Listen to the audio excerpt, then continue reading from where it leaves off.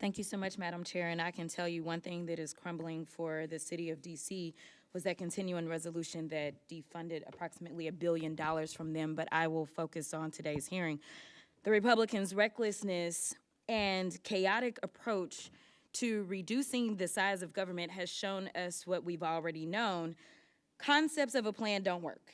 This is the committee's fourth hearing, and still no one from the so-called Department of Government Efficiency has testified before this committee about their plans to break the federal government, because as it turns out, breaking the federal government doesn't just hurt people you don't like. It's not just going to be Democrats who miss out on Medicaid, Medicare, and Social Security, or only Democratic veterans who'll miss out on their VA benefits. Their approach will negatively impact all Americans. So it's unfortunate that Republicans have taken a seemingly bipartisan issue and included it as part of their scam to subsidize tax giveaway for billionaires.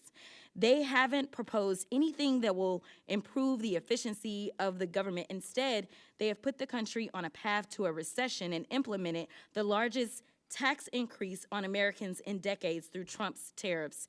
This hearing is their latest attempt to try to convince the American people that dismantling public-facing agencies will somehow improve government efficiency. Let me tell you, it won't. There's nothing efficient about terminating leases for IRS taxpayer assistance centers during tax season, nor dismantling farmers' support offices in rural communities while farmers are trying to survive Trump's tariffs. And just like their trade policy, there isn't any logic or strategy behind the Trump administration's reductions in force or accelerated disposal of federally owned property.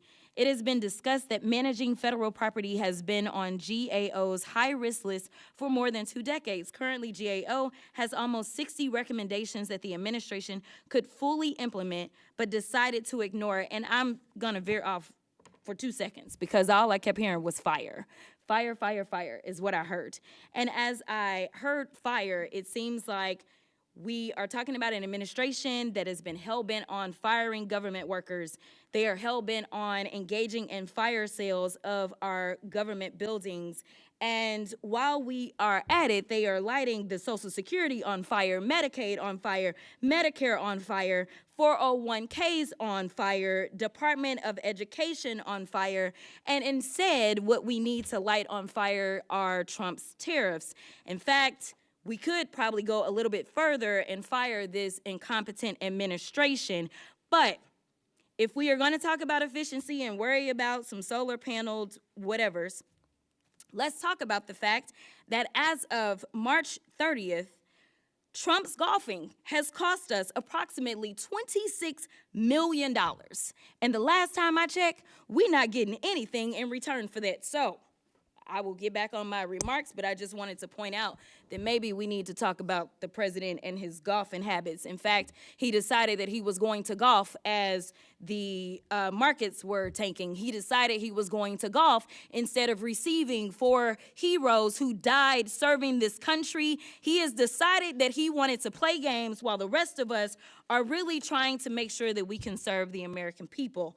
So, Mr. Maroney, you were quoted in the New York Times article dated March 17th, stating that it is important for officials to have a plan to generate the most savings, and that, quote, all of these moving parts point to the need for some deliberate planning. Did the administration consult with GAO regarding their plans to dispose of hundreds of federally owned buildings?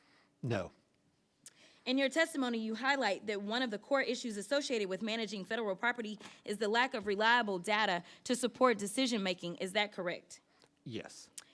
Would reducing GSA's workforce by 50% improve data gathering and analysis?